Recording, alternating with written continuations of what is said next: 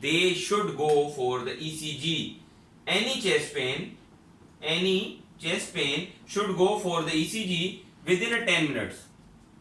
This is a class 1 indication. This is a class 1 indication from American College of Cardiology and American Heart Association, that all the patients with the chest pain, cardiac, non-cardiac, and with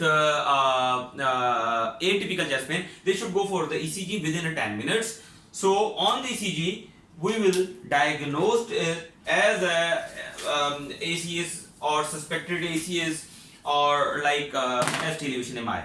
So with the symptoms, so now chest pain, how and what would be the character, and what type of the chest pain would be there with the our MI patient. So the chest pain should be, we will describe and elaborate the chest pain in so many things, like in so many parts. One is the site. Site should be substernal, but it can be anything below the chin, above the abdomen, above the abdomen, above the umbilical, below the chin, above the umbilical. So anything here is the chest pain actually. So the pain of the MI can be anywhere below the chin and above the umbilicus. What would be like the onset? The onset would be gradual. Gradually increases and then suddenly intensity would increase. Okay. Character. What would be the character? That the character would be heaviness, most common heaviness. It might be burning, nauseating type of sensation would be there, which would be the angina equivalent, but the most common is heaviness, and the worst worst feeling and like the congestive feeling in the chest, like devil is sitting on the chest. These all are the symptoms which actually patient tells us while describing about his or her chest pain. So radiation, these radiation would be anywhere, like it would be on the right side. It would most commonly it radiates towards the left side, jaw, and the lateral part of the left arm, but it can be radiated anywhere, like the right side and like the abdomen. Most common like the inferior wall MI patients have most of the time their chest pain radiating towards the umbilicus or the epigastrial area.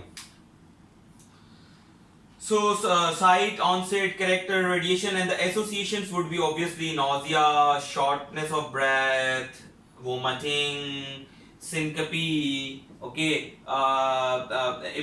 feeling of impending doom, okay, and the radiation association. These are the things that patient would tell you, or otherwise you need to ask from the patient that which type of chest pain is going on, or if he or she is giving the history of like the past history of the chest pain, then you need to elaborate all these things with their chest pain. Okay, site, onset, character, and like and other things are the relieving and triggering factors. Relieving, is it relieved by rest? Because the pain of the MI never will be relieved by rest. Okay, and it would last for more than 20 minutes. Okay, so it would not be relieved by anything like the sublingual nitrates or any nitrates, and rest. And the triggering factors would be exercise or any event which actually triggered, like the any sympathomimetic activity, emotional distress, smoking, anything which actually triggered that event.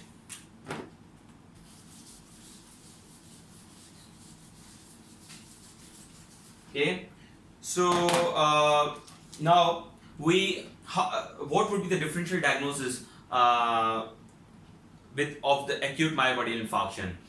So the differential diagnosis of acute myocardial infarction, we can divide it into 3 or 4 categories. One is the non-cardiac but chest pain, but life-threatening.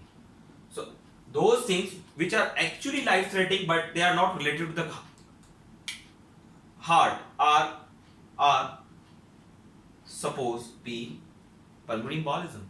It is actually indirectly related to the heart, but it is not necessary that it would be related to the heart. Second thing is pneumonia, tension pneumothorax. Okay, anything like.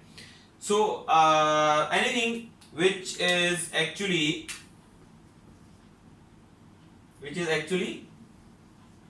heart but no ischemia.